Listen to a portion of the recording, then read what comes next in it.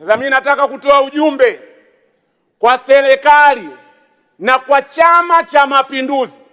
Natoa ujumbe wa kwanza, Watanzania si wajinga, wanaelewa hali halisi ya kisiasa ya nchi yetu, na wanajua bila katiba mpya, bila tume huru ya uchaguzi na bila mageuzi ya kisiasa ndani ya nchi yetu. Taarifa Mheshimiwa Mwenyekiti.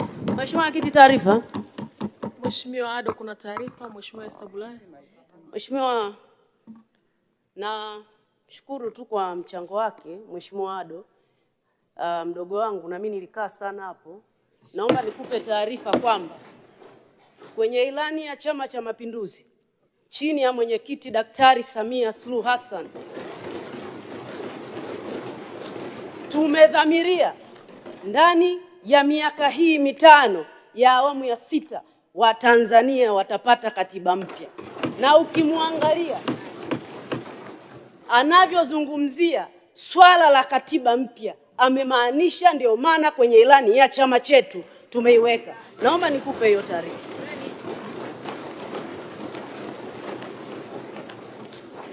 Mheshimiwa Ado, naipokea taarifa hiyo. Taarifa nyingine Mheshimiwa. Mheshimiwa Mwenyekiti, taarifa ya Mheshimiwa Bulaya siipokei, na siipokei kupitia hoja yangu namba 2 ambayo nilikuwa naelekea kuitaja. Ujumbe wangu kwa serikali na Chama cha Mapinduzi, ujumbe namba 2. Katiba mpya sio ajenda ya CCM. Katiba mpya sio ajenda ya serikali. Katiba mpya ni ajenda na mali ya Watanzania. Ukimya huu katika hotuba ya Waziri Mkuu unamaanisha serikali imeihodhi ajenda hii. Mheshimiwa Mwenyekiti, taarifa. Mheshimiwa Ado, kuna taarifa inatoka. Mheshimiwa Mwenyekiti, taarifa. Mtoa taarifa yuko wapi? Mheshimiwa Mwenyekiti, naomba kumpa taarifa Mheshimiwa Ado kwamba serikali iliyoko madarakani ni serikali ya Chama cha Mapinduzi na inatekeleza ilani ya Chama cha Mapinduzi. Kwa hakuna namna tutofautisha Chama cha Mapinduzi na serikali iliyoko madarakani na Watanzania. Asante. Mheshimiwa Ado, unaipokea taarifa hiyo? Siipokei taarifa hiyo. Sijasema serikali mali ya nani, hilo ni somo jingine la katiba, mkufunzi yuko pale. Nasema katiba mpya ni mali ya Watanzania. Watanzania wana haki kwenye hotuba kama hizi zinazobeba maono kujua mchakato wao wa katiba mpya unakwenda wapi. Taarifa Mheshimiwa Mwenyekiti. Taarifa Mheshimiwa Mwenyekiti. Taarifa Mheshimiwa Mwenyekiti. Inatoka wapi taarifa? Ndio Mheshimiwa Kienzile.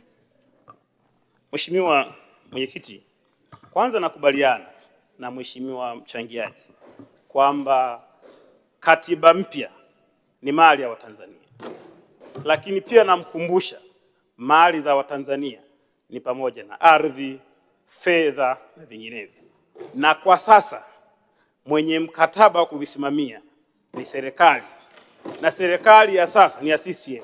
Kwa hiyo huwezi kuvitenganisha. Mheshimiwa Ado, unaipokea taarifa hiyo? Sipokei taarifa hiyo, na kwa sababu naona nakuhamishwa hapa gari na sanasa, niache ajenda hiyo, ujumbe umefika. Ajenda ya pili ambayo naona ni ukimya kwenye hotuba ya Waziri Mkuu, vita dhidi ya ufisadi, rushwa na ubadhirifu. Sijaona kama imepewa kishindo kinachostahili.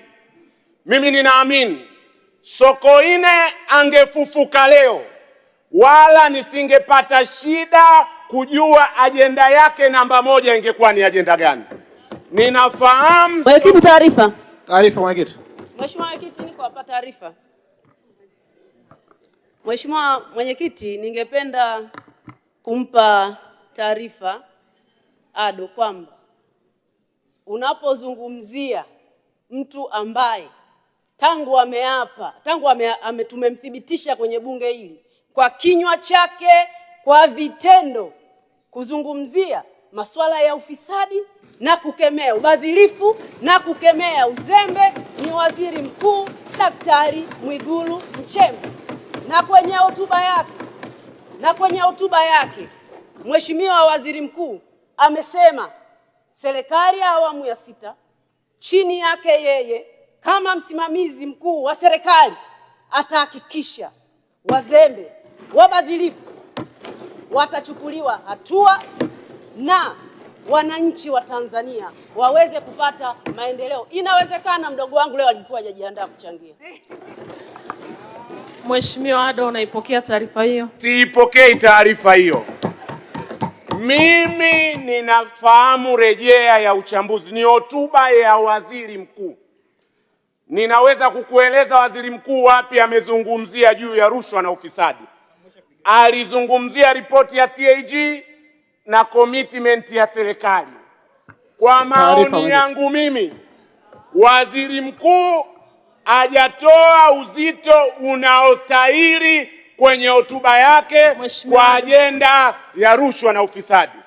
Na uniruhusu nitoe mfano tu, nimepigwa breki sana hapa mwenyekiti. Mheshimiwa Ado, kuna taarifa. Kanuni zetu zinaruhusu. Kuna taarifa, naomba uipokee. Nimpe taarifa.